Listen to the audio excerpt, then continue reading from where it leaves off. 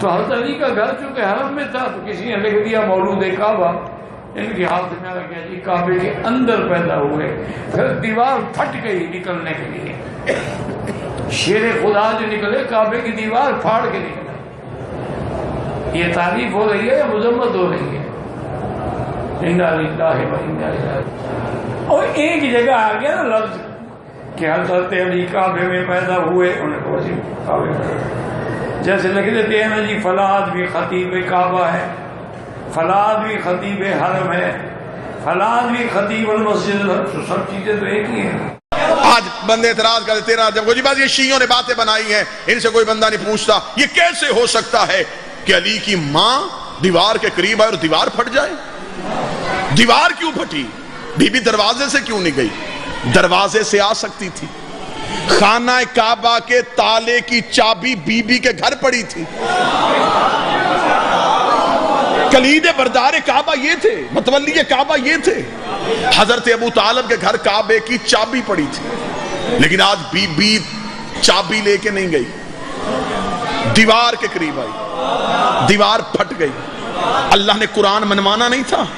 اگر دیوار نہ پھٹتی خدا کے قرآن کی ایک آیت کا ترجمہ نہیں ملنا تھا۔ خدا نے قرآن میں دعویٰ کر دیا تھا اگر اس قرآن کو پہاڑوں پہ نازل کرتا،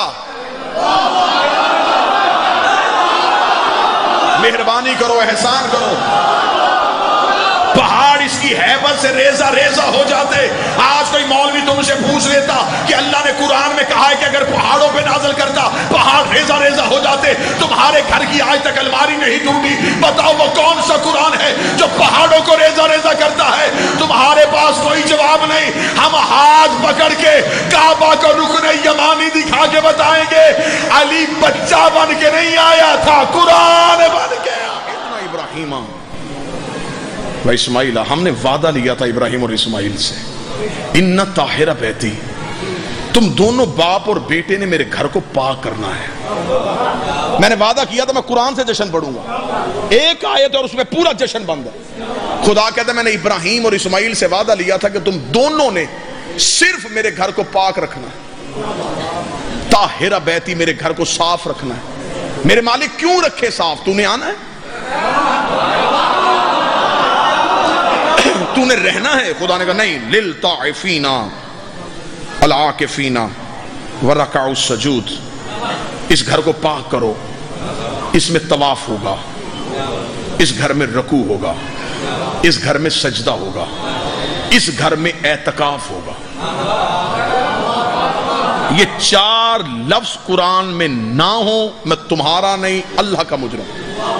اب بھی قرآن منبر پہ لے کے آؤ، خدا نے کہا ابراہیم اور اسماعیل میرے گھر کو پاک کرو، صاف کرو، اسے ذرا اچھی طرح سجاؤ۔ یہاں چار کام ہونے ہیں، طواف، رکوع، سجدہ، اعتکاف۔ اب میرا شیعہ سنی مجمع مجھے بول کے بتائے، طواف کعبے کے اندر نہیں ہوتا، باہر ہوتا۔ خدا نے کہا گھر کو اندر سے پاک کرو، جب طواف اندر ہونا ہی نہیں تھا پاک کیوں کرنا؟ آگے چلتے میرے مالک کوئی اور کام، فرمایا رکوع ہونا، میرے مالک رکوع بھی کعبے کے اندر نہیں ہونا، باہر ہونا، فرمایا اندر سے صاف کرو۔ تیسرا کام فرمایا سجدہ ہوگا، سجدہ بھی کعبے کے اندر نہیں ہوتا، کعبے کو ہوتا ہے۔ چوتھا کام خدا نے کہا میرے گھر میں اعتکاف ہونا ہے، اعتکاف کعبے کے باہر نہیں ہوتا، اندر ہوتا ہے۔ اس کا مطلب ابراہیم اور اسماعیل کو نبوت اسی بات پہ ملی تھی، تم نے اس گھر کو اتنا پاک کر دینا ہے کہ اس میں کسی نے 3 دن رہنے کے لیے آنا۔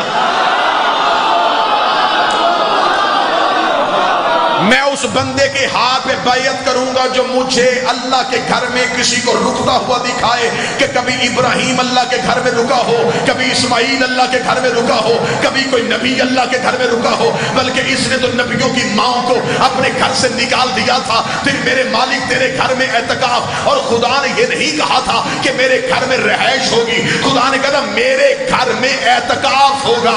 قرآن کی آیت سے بندوں کو تیرا رجب نظر نہ آئے تو میں نے علی کے دروازے سے بھیک مانگی کیوں ہے؟ خدا نے کہا میرے گھر میں اعتکاف ہونا ہے، اعتکاف کا زیادہ سے زیادہ دورانیہ 10 دن ہوتا ہے، کم از کم دورانیہ 3 دن ہوتا ہے۔ بی بی 13 رجب کو آئی تھی، 16 رجب کو گئی ہے، اور خدا نے کہا صاف کرو میرے گھر میں اعتکاف ہونا ہے۔ مرضی کے مولوی کے سر پہ قرآن رکھ، مرد اعتکاف بیٹھے گا تو مسجد میں بیٹھے گا، عورت اعتکاف بیٹھے گی تو گھر میں بیٹھے گی۔ علی کی ماں اللہ کے گھر میں بیٹھی، خدا نے کہا میرے گھر میں اعتکاف ہوا۔ اب بتا اللہ کا گھر سمجھ کے بیٹھی تھی یا علی کا گھر سمجھ؟ بی بی رکی، خدا نے کہا میرے گھر میں اعتکاف ہوا، میرے گھر میں کوئی رکا ہے، بس اس رکنے کے لیے 4 دیواری بنوائی تھی۔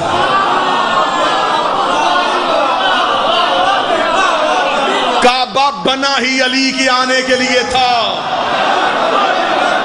نماز کدھر منہ کر کے پڑھتے ہو؟ کعبے کی طرف۔ نمازوں کا مرکز کعبہ ہے، کعبے کا مرکز علی ہے۔ کعبے کی عبادت علی کے بغیر نہیں ہوتی، تیری عبادت علی کے بغیر کیسے؟